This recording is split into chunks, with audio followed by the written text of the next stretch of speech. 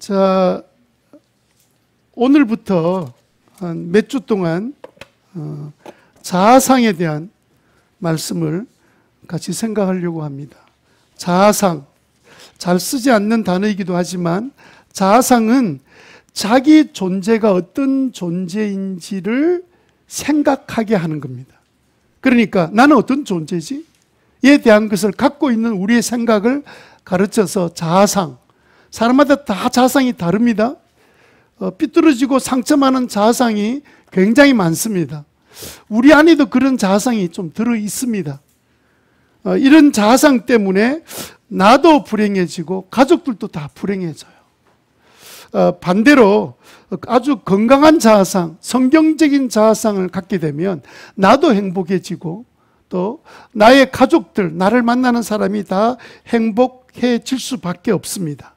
쉽게 말하면 자아상에 따라서 인생이 결정되는 거예요.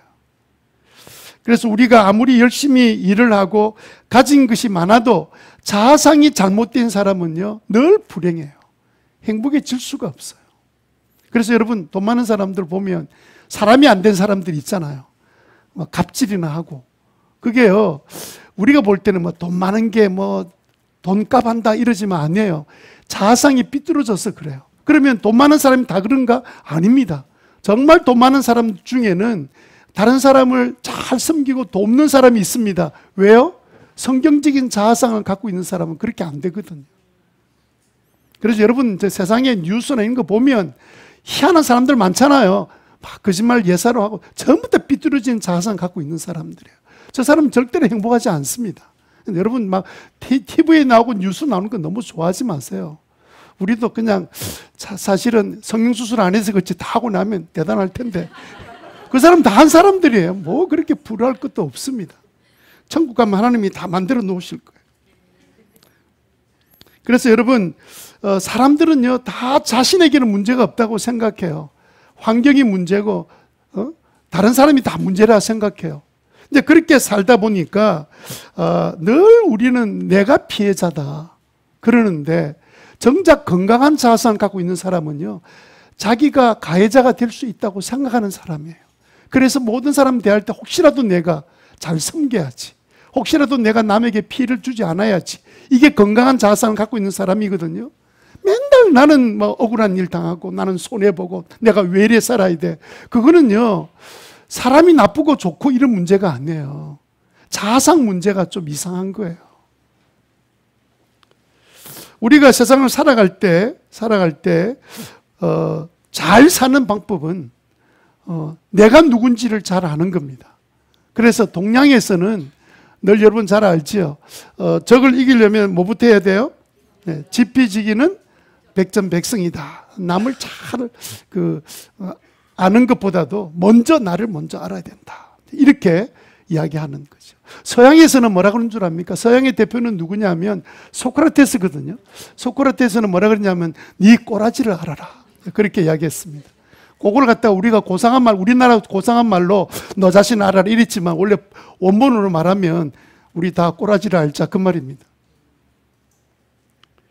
여러분, 특별히 우리는요, 예수 믿으면서 자아상이 달라져요. 예수 믿기 전과 믿고 난 다음에 자아상이 달라지는데 자기가 어떻게 달랐는지도 모르고 사는 사람 많습니다. 그러면 뭐가 자기를 지배하냐면 옛날에 삐뚤어진 자아상 가지고 사는 거예요. 아니, 자기는 벌써 하늘의 아버지가 자기 아버지가 되었으면 그게 걸맞는 자아상을 주님께서 다 만들어 놓으셨는데 그게 뭔지를 모르고 사니까 그 옛날 방식으로 사는 거예요. 그러니까 하나님의 자녀인데 정말 힘들게 어렵게 사는 사람. 그래서 여러분, 이 자아상의 문제는 굉장히 중요한데, 그래서 오늘 첫 번째 날 우리의 자아상의 첫 번째 주제는 뭐냐면 나는 행복자입니다. 나는 행복자입니다. 시작. 나는 행복자입니다. 네, 신명기 33장 29절에 보면 개역 한글 개역에 이렇게 되어 있습니다. 우리 한번 액정 보시고 한번 읽어 보실래요? 시작. 이스라엘이여, 너는 행복자로다. 여호와의 구원을 너같이 얻을 백성이 누구냐? 그는 너를 돕는 방패시요 너의 영광의 칼이시로다. 네 대적이 내게 복종하리니 네가 그들의 높은 곳을 밟으리로다. 하나님이 우리를 건져주셔요. 아무리 어떤 대적에 달려들어도 아무도 손대지 못하도록 내가 너를 건져주는 이 구원을 받은 너는 얼마나 행복한 자냐. 하나님이 그렇게 해주시니까. 그래서 여러분, 우리는 누구라고요? 행복자예요. 우리 옆 사람과 같이 이제 묻습니다. 한 사람이, 오른쪽에 있는 사람이 왼쪽에 있는 사람에게 당신은 누굽니까? 이러면 그 질문 받은 분은 나는 행복자입니다. 이렇게 한번 해봅시다. 오른쪽에 계신 분이 먼저 묻습니다. 왼쪽에 있는 사람한테 시작.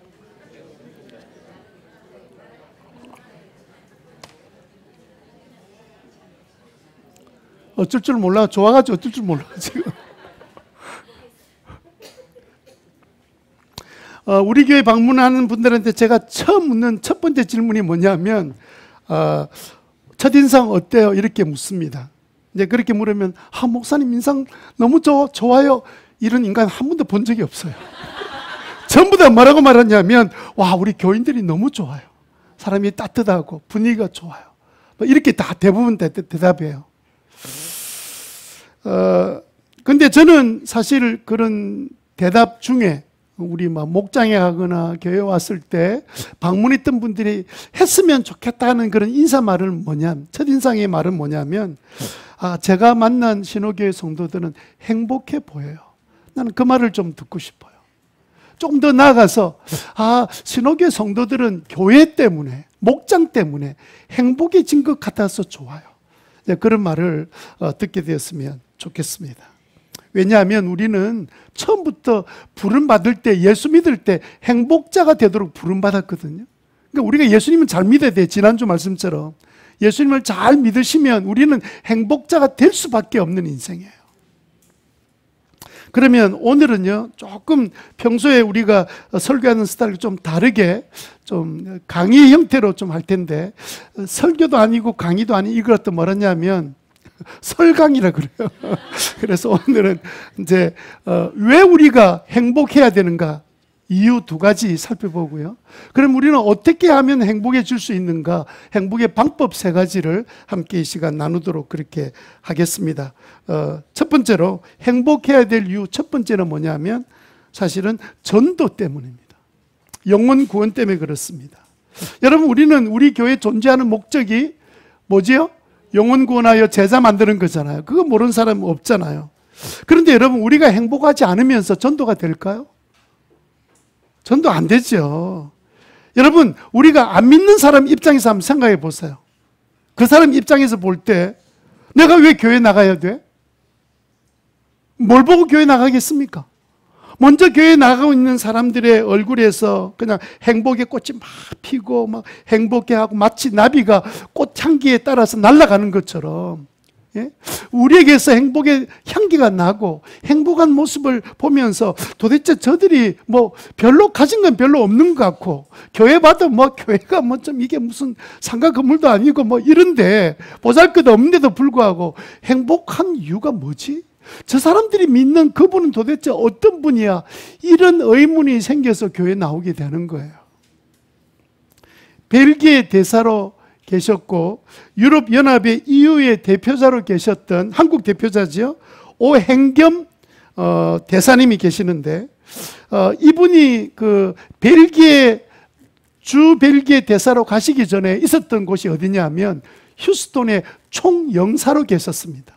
그 영사의 업무는 뭐냐면 우리나라 백성들이 그 도시의 그 나라에서 안전하게 잘 살 수 있도록 돌보는 것이 첫 번째 영사의 책임입니다. 뭐 비자를 뭐 연장해 주는 이런 거는 또 영사관에서 해야 될 일이기도 합니다만, 첫 번째 일은 그곳에 살고 그 주변에 살고 있는 우리 교포들이 생활을 잘 할 수 있도록 돌아봐주고 돕는 일입니다. 그러니까 늘 만나는 일이 뭐냐면, 총영사는 무슨 행사만 있으면 막 찾아가서 우리 한국인들 만나는 게 그분의 주된 일입니다. 그래서 늘 교민들 만나고 교민들 중에도 유지들 만나서 늘 함께 교제하고 이러는데, 자기가 보니까 이민 생활이 너무 힘들고 빡빡하잖아요.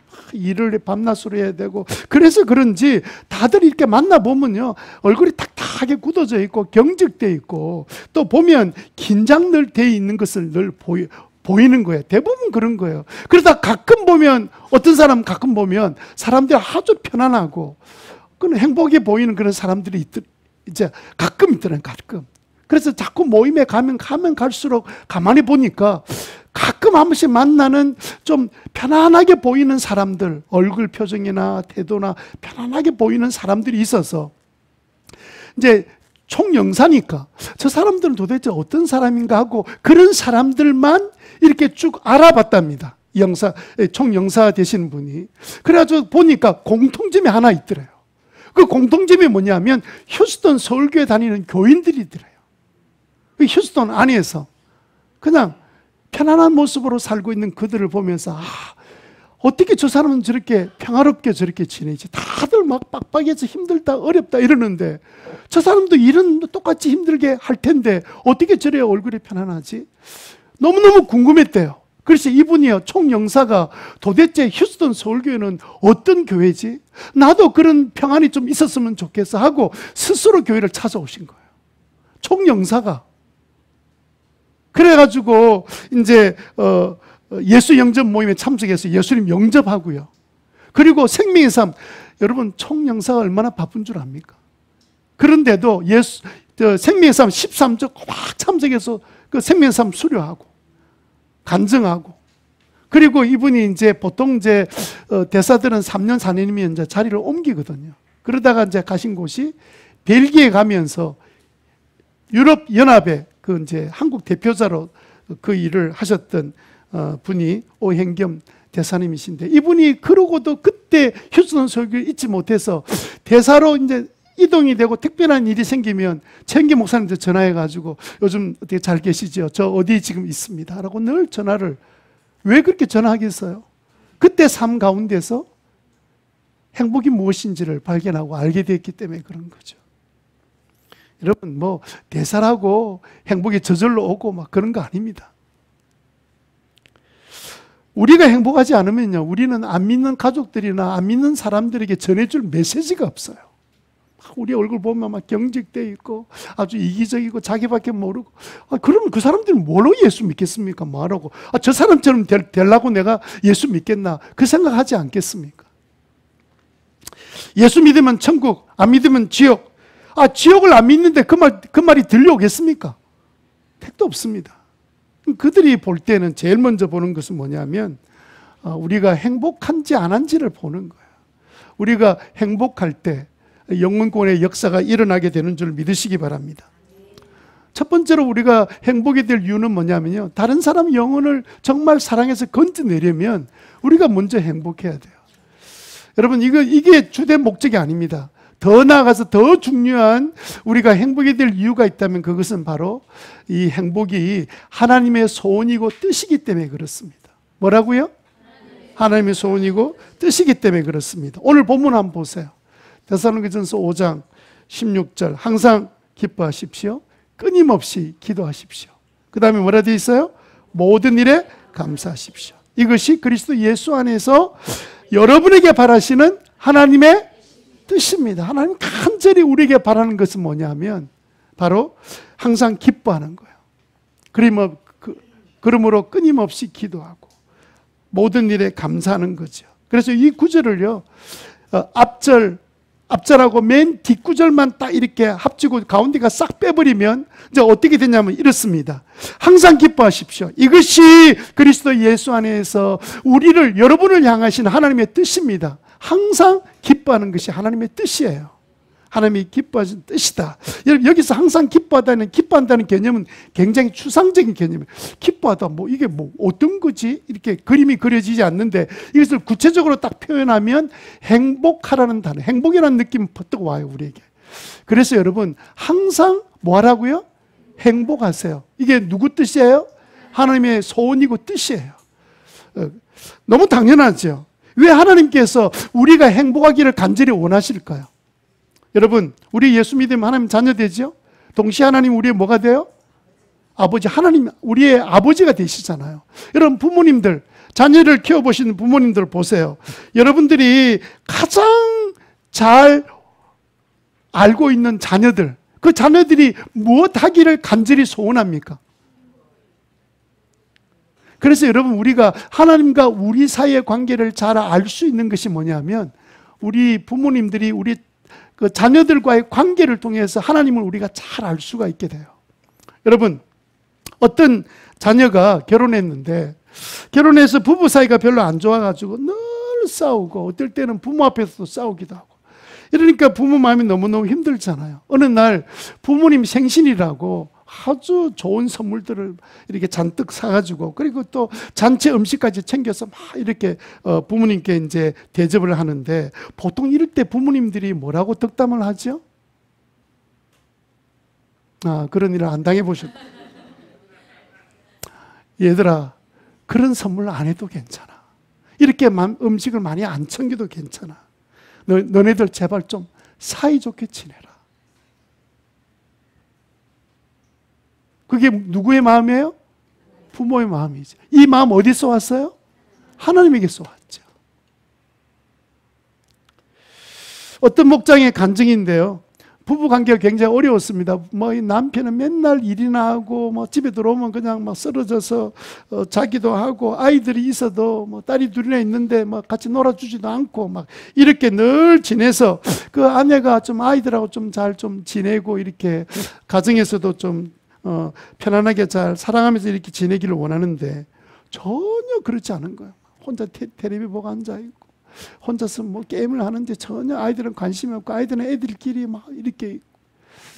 그러다가 이 남편이 예수 믿게 되어서 목장에 오고 이제 교회를 나오게 된 거예요. 그러고 난 다음에 이제 나와서 이제 교회 신앙생활 하면서 이렇게 영향을 받잖아요. 삶 공부도 하고 부모의 삶 공부도 있기도 합니다만은 그러면서 점점 목장에서 다른 집 가정의 아이들을 다루고 있는 대하고 있는 그 먼저 교회 나온 부모들의 모습을 보면서 남편이 내가 아이들한테 어떻게 해야 되는지를 조금씩 배워가게 된 거예요. 한 번은 이제 아내가 부엌에서 이제 요리를 하고 이랬는데 응접실에서 그냥 깔깔깔거리고 딸 둘이 웃는 소리에다가 남편 웃는 소리까지 들려서 이렇게 뒤로 돌아봤대요. 봤더니 딸 둘이하고 아버지가 레슬링을 하는데 딸 하나는 밑에 깔려 있고 하나는 아버지한테 올라타고 이러면서 깔깔거리고 웃고 난리가 났는데 그때 그 모습을 보았던 이 자매의 눈에서는 눈물이 확 나더래요. 무슨 눈물일까요? 행복한 눈물이죠. 남편이 그러던 남편이 아닌데 예수 믿고 완전히 바뀌어진 그 모습 보니까 너무 행복하다.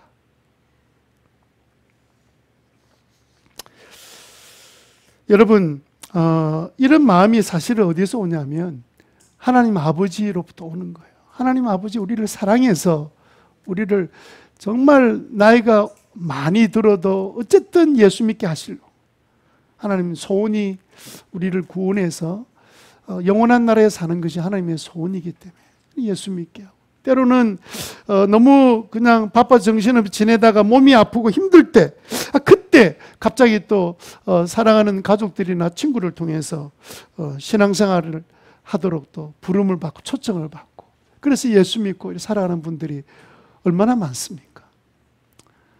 여러분, 우리가 행복해지는 건 누구의 소원이라고요? 하나님의 소원이 있습니다. 자, 우리가 이제 앞부분에 왜 우리가 행복해야 되는지 그 이유를 말씀을 드렸어요.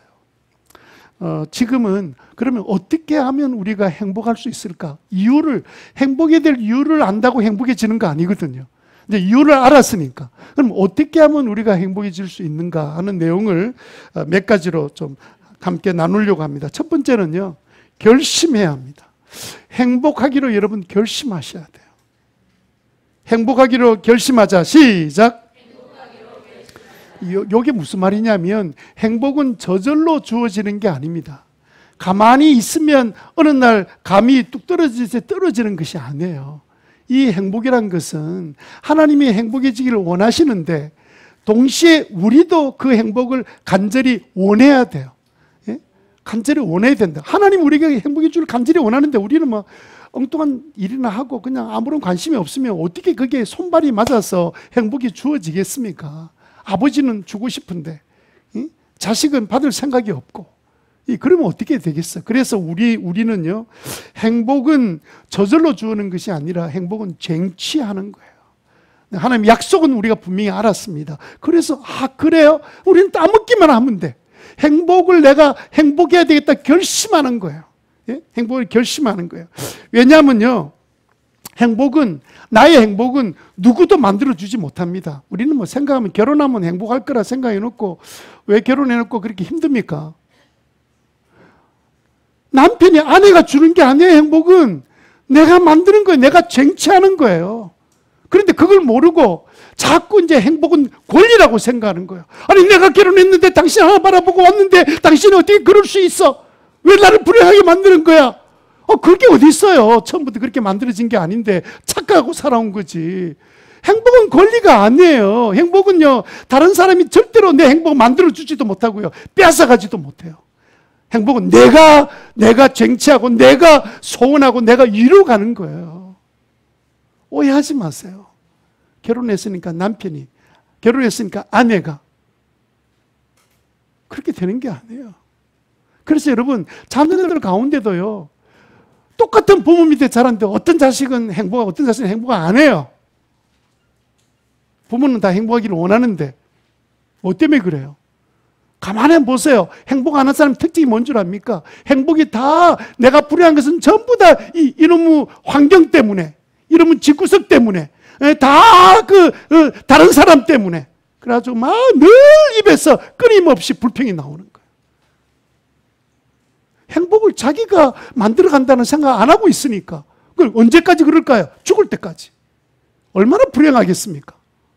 한 번도 행복을 맛보지도 못하고. 하나님은 우리에게 그렇게 주신 게 아니에요. 행복은 내가 소원하고 행복하기를 바라고, 또 항상 쉬지 말고 뭐 하라 그랬어요? 기도하라 그랬잖아. 끊임없이 주님 앞에 나도 주님 소원 그처럼 내 소원도 제가 행복해지고, 그래서 내 가족도 행복해지는 것이 제가 원하는 건데 하나님도 그거 원하시죠? 제게도 그거 주세요. 제가 그렇게 행복하기로 내가 결심했습니다. 그게 있어야지. 물론 세상 사람들도 행복합시다 이런 말 다 해요. 그런데 여러분, 우리하고 세상과 좀 다른 게 뭔 줄 아세요? 그 사람들이 행복하는 하는 것과 우리가 행복하는 건 다른 점이 있어요. 그들의 행복의 목표는 뭡니까? 자기 자신이에요. 그래서 세상 사람들이 다 자기는 앞에서, 옛날 행복 전도사 그분 계셨잖아요. 나중 자살하고 돌아가셨지만 막 행복, 누구 행복? 전부 다 이야기 들어보세요. 나의 행복. 다른 사람 신경 쓰지 말고 먼저 내 행복부터 챙기세요. 여러분, 다 목적 자체가 자기 행복에 가 있습니다. 근데 우리는 그게 아니에요. 우리의 행복은 누구한테 가 있어요?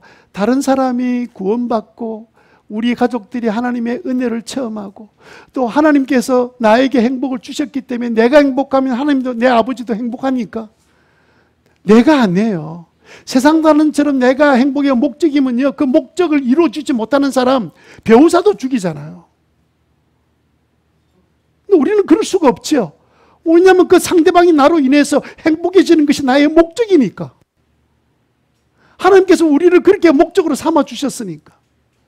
대상이 다른 거죠. 그래서 우리는 하나님이 우리의 원하시는 소원과 뜻이 너 행복하기 원해. 그래서 우리도 그 사실을 우리가 알기 때문에, 그래요 하나님, 나도 하나님 때문에 행복해지고 싶어요. 그러면서 우리는 행복이 최우선이 되는 것이 아니죠. 행복은 항상 결과로 오는 거예요. 그래서 우리는 하나님의 소원을 먼저 알고 그 소원을 이루어드리려고 애쓰고 기도하고 이런 가운데 행복한 삶을 살아가게 되는 거죠. 우리가 행복하기로 결심한다는 것은요, 두 가지를 하겠다는 결심입니다. 한 가지는요, 내 생각, 나는 행복한 생각을 할 거야. 그럼 내가 말을 할 때 행복한 말을 할 거야. 이게 다 선택의 문제입니다. 우리가 매 순간마다 모든 일들이나 환경이나 사건은요, 양면을 다 가지고 있습니다. 긍정적인 부분이 있고 부정적인 부분이 있습니다. 내가 볼 때 어떤 부분을 선택하느냐는 거예요. 뭐 예를 들어 봅시다. 여러분들이 이제 일주일 내내 피곤하게 지내다가 모처럼 출근 안 하는 토요일 날 늦게까지 푹 푹 자고 제발 좀 나를 깨우지 마라 이래 푹 자고 아침에 탁 눈 떠 보니까 피곤도 다 사라지고 그리고 창가에 보이는 이 멀리서 보이는 산들과 이렇게 바다를 내다보니까 너무 좋은 거예요. 너무 좋다 이렇게 생각할 수도 있습니다. 그런데 똑같이 드러누워가지고 드러누워서 모처럼 쉬는 토요일인데 나는 와 혼자 있노. 와 이래 나는 토요일 날 따분하노. 생각에 하는 양면의 차이가 있는 거예요. 뭘 생각하는지, 뭘 어떻게 생각하는지. 그래서 여러분, 내가 그날의 생각을 무엇을 선택하느냐에 따라서 내 그날의 행복이 결정되는 거예요. 매 순간마다 그런 줄 알게 되시기를 바라고요. 불행한 사람은요, 9가지 좋은 게 있어도 안 좋은 한 가지만 집중해가지고 고민하고 나는 그래서 불행해 이렇게 살아요. 그런데요, 진짜 행복하기로 마음이 결심하고 행복이 하나님 뜻으로 아는 사람은요 90%가 불행할 수밖에 없는 어려운 환경 속에 다 살고 있음에도 불구하고 10% 주셨던 하나님의 약속을 붙들고 집중해 살다 보니까 행복한 삶을 살아내는 거예요. 감옥에 들어가서 찬양하는 바울은 도대체 미친 사람입니까? 아니잖아요. 우리가 어려운 고비고비를 넘겨서 일제 그 다음에 6.25 전쟁 이러면서 지내는 동안에 딱 2종류의 사람이 있었습니다. 그런 가운데 막 원망 불평하면서 사회적인 불평, 가정의 불평, 온갖 불평을 사는 사람이 맨날 술에 취해 지내는 사람도 있고 어떤 사람은 그런 가운데도 그 가난한 가운데 우리 자녀들을 제대로 좀 키워보겠다고 있는 힘을 다해서 막 매진해 살았던 부모들도 계셨습니다. 똑같지 않아요. 그래서 여러분 사도 바울이 빌립보서 4장 8절에 뭐라고 말했냐면요 생각을 선택해라 그랬습니다. 한번 읽어보실래요? 같이 한번 읽어봅시다. 마지막으로 시작. 마지막 무엇이든지 경건한 것과 무엇이든지 옳은 것과 무엇이든지 순결한 것과 무엇이든지 사랑스러운 것과 무엇이든지 명예로운 것과 덕이 칭찬할 것이며 이 모든 것을 생각하자. 아멘. 머리에 무엇을 자꾸 생각하라고요? 경건한 것, 옳은 것, 참된 것, 순결한 것, 사랑스러운 것, 명예스러운 것, 덕이 되는 것, 칭찬할 만한 것, 이런 것들을 생각하라. 그게 우리가 행복하기로 결심하는 중요한 결심이 바로 이겁니다. 그리고 여러분 말도 행복한 말을 하셔야 돼요. 불평은 쏟아놓으면 막 속이 시원한 것처럼 느껴지지만 불평은 쏟아놓아 보세요. 자기도 힘들고 듣는 사람이 힘들고요. 완전히 그냥 쑥밭이 되고 맙니다. 불평을 말하면 말할수록 불만감이 더 증폭이 돼가지고 더 사람을 한없이 무너뜨리는 역할을 하는 것이 우리의 말이란 말이에요. 여러분 제 어릴 때 동네 어느 날 보니까 놀이시설을 만들어 놓았습니다. 그 놀이시설이 뭐냐면 큰 인형, 그 다음에 또 큰 베개, 샌드백, 그 다음에 타이어들 막 이렇게 갖다 놓고 옆에 보니까 야구 방망이 같은 게 있더라고요. 그래서 그냥 한 30분 동안 두드리 패는데 돈 얼마 내고 들어가면 막 그냥 이 마누라, 우리 남편, 이래 원수들 이래가지고 하면서 두드리 패라고 만들어 놓은 게 놀이시설이 있었습니다. 보셨어요? 미안합니다. 모르고 있는 걸. 저 혼자만 우리 동네가 별로 안 좋은 동네가 돼서 그런가. 이게 어디서 나온 거냐면요 1960년 미국에서 스크리밍 테라피라 그래가지고 막 소리 지르면서 막 그냥 참지 말고 막 소리 지르면서 막 그냥 어떤 인간을 대상으로 하고 막 가서 소리 지르면 두드리 패고 이러고 나면 그냥 속이 시원해진다라는 치료 방법이 한동안 유행을 했었습니다. 근데 어느 날 다 사라져 버렸어요. 해보니까 더 신경질 나고 더 불만이 터져가지고 이거 그냥 타이어 때려가지고 안 되겠다. 그냥 가서 인간을 때려야지. 인간이 이게 해결이 안 되는 거예요. 그래서 한동안 이 테라피가 의료진에서 시작되다가 다 끝나버렸습니다. 이게 사람이 더 나빠지는 거예요. 이게 안 되는 거예요. 그래, 우리 동네는 동네가 좋은 동네인데 서면에 왜 그런 게 있어가지고 그랬는데 지금 보니까 어느 날 보니까 없어졌더라고요. 사람들이 몇 번 하다가도 화가 더 나서 나오니까 그 다음에 이제 안 가는 거 돈 주고 무슨 짓을 하겠습니까? 여러분, 우리 혀는 온도 측정기예요. 온도 조절기입니다. 두 가지 기능을 다 갖고 있습니다. 여러분, 온도 측정기는 뭡니까? 지금 오늘 이 방의 온도가 몇 도지 측정하는 거죠. 조절기는 뭐 하는 거예요? 온도를 추우면 더 높이고 더우면 낮추고 이렇게 해서 온도 조절하는 거잖아요. 우리 혀가 그렇다. 우리 혀가. 예? 우리 혀가. 여러분, 우리가 막 은혜 받고 성령 충만한, 내가 사는 것 같아서 내가 요즘 성령 충만한가? 어떻게 알지요? 성령 충만한 거? 성령 충만한지를 알 수 있는 방법은요, 그 입에서 나오는 말로 보면 알 수 있습니다. 막 그냥 찬양 부르고 막 울면 성령 충만한 줄 알고 있는데 안 그렇습니다. 어떤 사람은요, 찬양 부르다 그 가사 중에 막 자기가 그냥 막 너무 억울한 생각이 들어서 우는 사람도 있고요. 막 그냥 슬퍼서 우는 사람도 있습니다. 그 성령 충만한 거 아닙니다. 근데 여러분, 진짜 성령 충만한지 아는 방법은 뭐냐면 지금 내 입에서 주로 이번 주간에 내 입에서 무슨 말이 나온지 보면 알아요. 그 안에 감사와 다른 사람 격려하고 세워주는 이런 말을 했다면, 내가 안에서 지금 칭찬한 말이 나왔다면 내 안에서 지금 성령이 충만한 가운데 있고 내 입에서만 그냥 불평하고 흉보고 막 욕하고 비난하고 이랬다면 성령 충만한 게 아닙니다. 아닌 거예요. 그래서 여러분, 희한하게 사람은요, 스스로 자기가 나는 행복해 이렇게 말하는 사람은요, 스스로 자기 생각이지만 말 안 하는 사람보다 훨씬 더 행복해집니다. 게다가요, 다른 사람이 당신 행복해 보여 이러면 막 몇 배로 더 우리가 행복을 느끼게 돼요.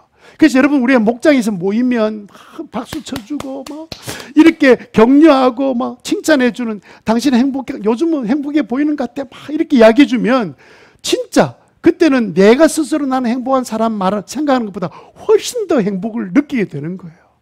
그래서 여러분, 여러분 집에서 아내 보고 요즘 당신 예뻐 자꾸 예쁘다 이렇게 말하면, 실제는 좀 다를 수 있지만 그렇게 말하면 어느 날 예쁘게 보여요. 그렇게 우리 인생이 그렇거든요. 새벽에 일어나가지고 막 이제 뭐 습관이 토요일날 새벽기도, 우리는 새벽기도 자주 하는 것도 아닌데 토요일날 새벽기도 일어나는 게 힘들어가지고 아이고 이놈의 새벽기도 누가 만들어가지고 막 이렇게 하는 순간에 뭐 그게 무슨 마음이 기쁨이 있겠어요. 그런 생각이 막 떠오르는 순간에 말이라도 하나님 그래도 우리 교회 기도할 시간을 정해주시고 또 그래도 새벽에 내가 일어났으니까 기도한 마음 주셔서 감사합니다 이러면 갑자기 감정뿐만 아니라 태도가 달라져요. 말은 내 상태를 측정하는 이 측정기도 되지만 그 다음에 나의 모든 상태를 바꾸는 조절기도 된다는 거 여러분 꼭 기억하시고 그렇게 지내시면 좋겠습니다. 두 번째로 우리가 행복하는 방법은 뭐냐? 첫 번째는 뭐죠? 행복하는 방법이? 네, 결심하신 행복한 생각, 행복한 말, 우리 주님께서 우리에게 요구하시는 거예요. 두 번째는요, 자기 분수를 알고 모든 일에 감사해야 합니다. 모든 일에 감사하라는 이 말씀에 감사가 안 되는 이유가 뭐냐면요, 자기 분수를 모르기 때문에 그래요.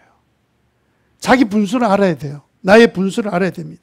모든 일에 감사는 아주 중요한 비결은 내가 원하지 않는 상황에 처해 있다고 막 절망하는 것이 아니라, 그럼에도 불구하고 감사할 수 있는 이유는 나의 신분, 나의 분수를 생각하고 돌아보면 그 자리에서 감사가 일어나게 되어 있습니다.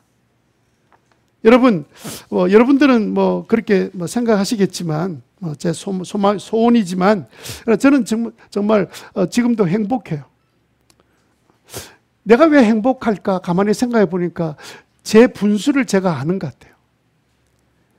같아요. 가끔 제 이야기 합니다만은 제가 야간 고등학교 나가서 낮에는 일을 하고 밤에는 공부를 했으니까 공부를 잘했겠습니까? 머리도 별로 안 좋은 데다가 야간 공부하고 이러니까.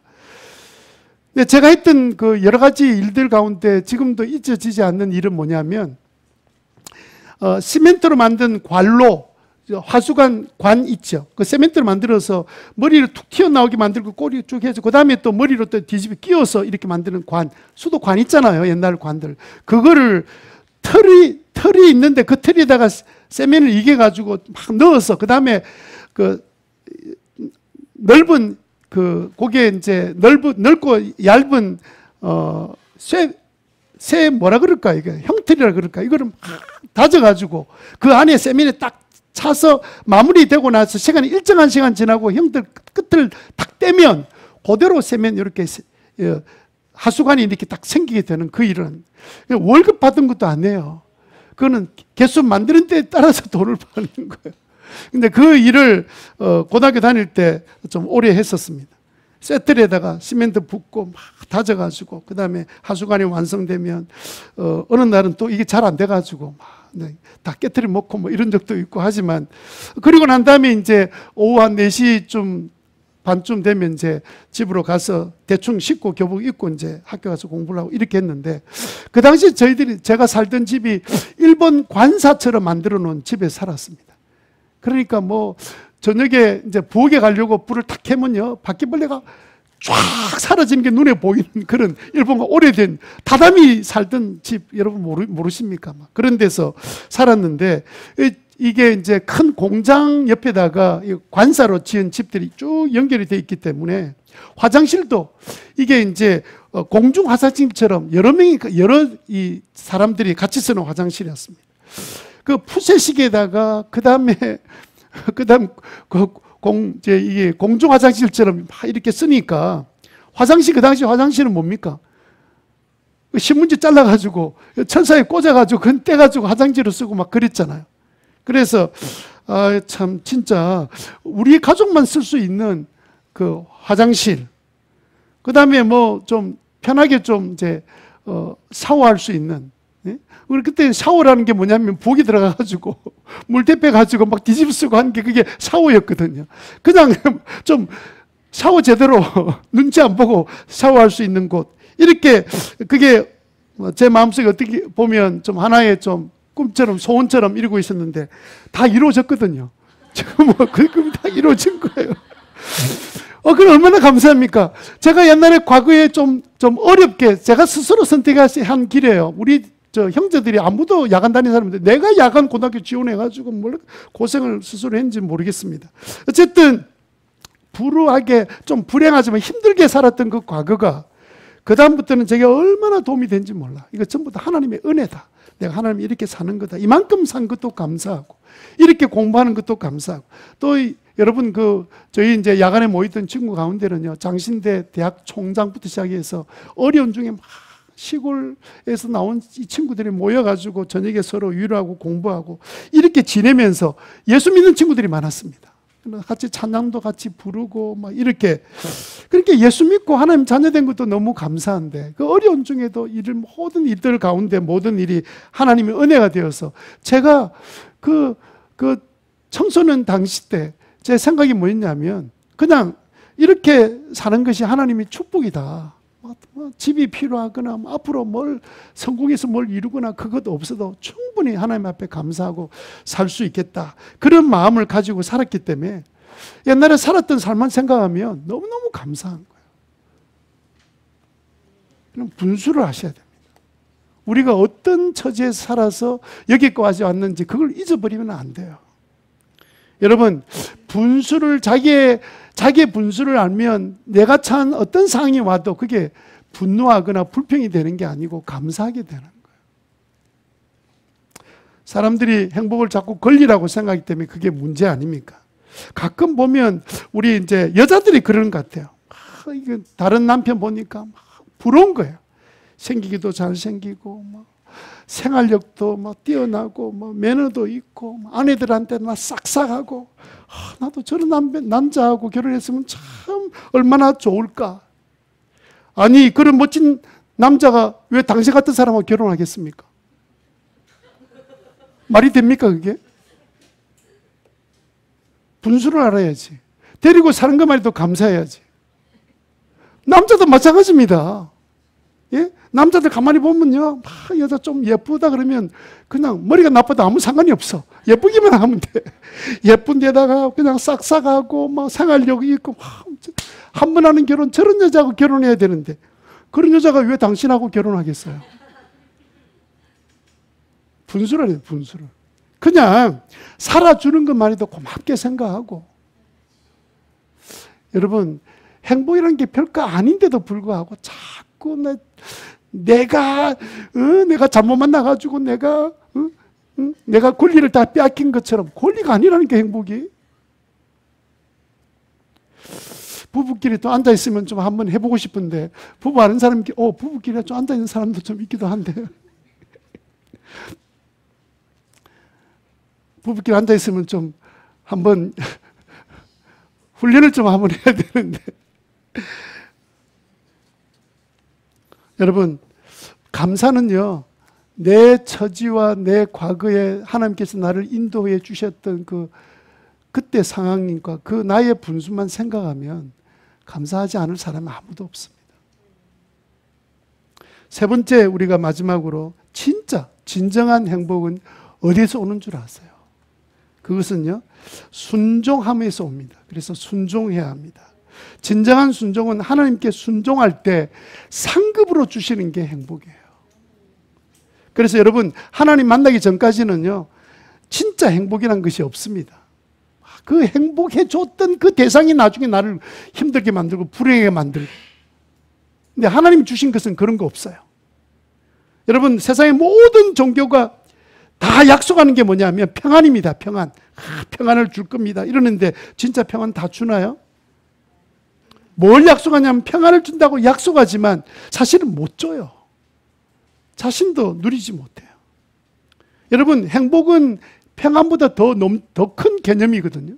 그런데 여러분, 이 행복은 하나님 만날 때부터 시작되는 게 행복이에요. 하나님 만나서 또 하나님 우리 아버지가 되시면서 하시는 게 뭡니까? 나는 행복자로다. 왜? 어떤 대적이 달려들어도 그분이 나의 방패가 되시고 나의 칼이 되셔서 원수를 다 제시고 보호해 주시는 하나님. 그러면서 우리를 구원해 주시는 하나님, 구원으로부터 하나님께서 우리에게 행복을 약속해 주셨기 때문에 하나님은 또 우리를 행복하기를 원하시잖아요. 소원하시는 분이시잖아요. 그 행복의 모든 설명서가 어디 있냐면 이 성경에 있는 이 계명이 다 우리에게 주신 행복 설명서입니다. 그런데 어떻게 보면 성경에 나와 있는 계명 이거 보면 마치 이대로 하면 손해볼 것 같고 내가 이대로 사면 희생하는 것 같고 이게 너무 힘들고 어렵다 이렇게 생각하지만 여러분, 성경대로 살면 얼마나 우리가 편안하고 안전하게 살겠습니까? 행복해질 수밖에 없는 거죠. 하나님은 당신의 계명에 순종하는 자에게 어떤 일을 행하시는지 여러분, 요한복음 14장 21절 한번 보세요. 자, 같이 한번 읽겠습니다. 시작. 내 계명을 받아서 지키는 사람은 나를 사랑하는 사람이요, 나를 사랑하는 사람은 내 아버지의 사랑을 받을 것이다. 그리고 나도 그 사람을 사랑하여 그에게 나를 드러낼 것이다. 자, 여기 구절 가운데 맨 마지막에 나와 있는, 사실은 사랑하면, 내가 진짜 사랑하면 그 사람이 원하는 거 다 들어주고 무슨 말이도 순종하고 싶은 마음이 다 생긴다고 지난번에 제가 말씀을 드렸잖아요. 진짜 주님이 주신 계명이 나를 행복하게 한다 생각을 믿고 그 말씀대로 지켜나가면 하나님이 예수님도 이 사람은 날 사랑하는 사람이구나, 하나님도 그를 사랑하시는데 이 마지막 절 좀 띄워주세요. 그 마지막 부분에 뭐라고 되어 있냐면 나도 그를 사랑하여 그에게 나를 드러낼 것이다. 이게 드러낸다는 말이 있잖아요. 이게 헬라 말로 이게 드러낸다는 말은 좀 한이조라는 단어인데요. 이게 무슨 뜻이냐면 임재한다, 나타낸다 이 말입니다. 그때 그 순종하는 자에게 내가 나타날 것이다, 임재할 것이라는 뜻이에요. 그러니까 여러분 생각해 보세요. 내가 하나님의 말씀대로 순종하니까 그 자리에 하나님이 친히 나타나서 임재하시니까 어떻게 그 계명을 지키고 사는 사람이 행복해지지 않을 수가 있습니까? 그냥 세상 재미에 그냥 하나님의 말씀대로 안 지키고 내 마음대로 살려고 하니까 그 결과적으로 행복해지나요? 불행해지지. 여러분, 부모가 나이가 들어서 자녀들한테 참 나는 우리 부모님 존경해, 이 말을 듣는 거에 행복한 거예요.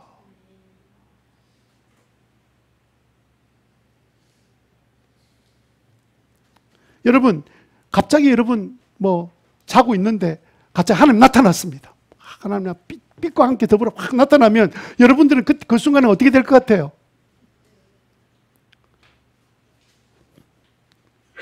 그런 일이 한 번도 없었으니까 다행이죠. 아마 죽었을 거야, 아마. 하나님, 여러분 진짜 하나님이 나타나서 그 빛으로 나타나서 영이신 분이시니까 막 그 자리에 나타나서 보여주시면 여러분은 어떻게 되겠어요? 얼마나 당황하고 놀라겠습니까? 충격적이겠습니까? 아마 평생 그 한 번 사건이 잊어버리지 못할 거예요. 하나님이 나를 사랑해서 나를 찾아오셨구나. 예?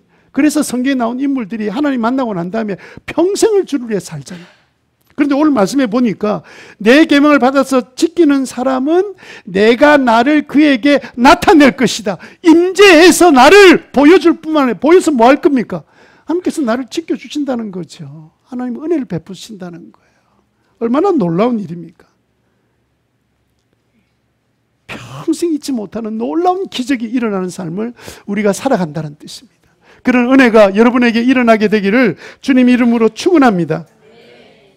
여러분, 우리가 이제 가정교회 하면서 목장하면서 참 우리는 가진 것도 그렇게 많은 사람들도 아닌데 목원들 먹이려고 챙겨주고 음식으로 섬기고, 그런데 그런 거 가만히 보면 그렇게 돈 안 쓰면 자기 가족들이 해서 먹이고 막 놀러 다니고 막 이러면 충분히 쓸 수 있는데도 불구하고 놀러 다닐 때 행복한 게 아니라 다른 사람을 위해서 섬길 때 행복한 거예요.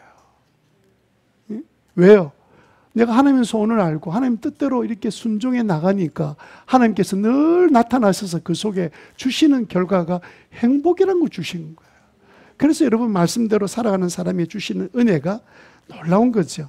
베드로전서 3장 9절에 보면 베드로 사도가 이렇게 말합니다. 하나님께서는 아무도 멸망하지 않고 모두 회개하는 데 이르기를 바라신다. 바란다, 소원한다는 뜻입니다. 여러분, 하나님의 소원이 그건 줄 알고 살아가니 어떻게 행복 안 할 수가 있습니까? 우리는 행복자죠. 주님의 소원대로 살아가니까. 디모데전서 2장 4절에 보니까 하나님께서는 모든 사람이 다 구원을 얻고 진리를 알게 되기를 소원하신다, 원하신다, 소원하신다, 바라신다. 이런 하나님의 뜻을 우리가 가지고 사니까 어떻게 행복이 안 됩니까? 하나님 우리를 행복한 삶을 살기를 원하시는데 우리가 해야 될 일이 뭐예요? 행복하기 위해서 첫 번째 뭐 하면 되죠? 네, 결심한. 하나님께서 나에게 행복하기를 원하셔. 나도 하나님 앞에 행복하게 살아서 하나님도 행복해 드리기, 하나님 아버지를 행복하게 해드려야지. 두 번째는요? 자기 분수를 알고, 네, 분수를 알면 감사하게 되어 있습니다. 분수를 몰라서 감사를 못하는 거예요. 아니, 여러분들 그래도 이게 지금 지금 병원에 들어놓은 환자들이 얼마나 많은데 여러분들 자기 발로 걸어왔잖아요. 이게 앉아 있잖아. 그것만 해도 감사하지. 예? 자기 분수를 생각하면 얼마나 감사한 일이 많아. 젊은 사람이라고 뭐 건강하게 잘 지냅니까? 그렇지 않잖아요. 나의 주어진 삶에 감사할 줄 아는 그런 은혜를 가지고 살아야 되고, 세 번째는 뭐라고요? 네, 하나님의 말씀대로 다 순종하면 그 결과의 보상이 우리에게 주시는 것이 행복이에요. 주님이 우리에게 나타나셔서 늘 우리의 어려운 가운데도 나타나 보호해 주실 뿐만 아니라 우리의 소원에도 응답해 주시고 또 우리 가운데 늘 임재해 주시는 놀라운 역사를 행하여 주실 줄 믿습니다.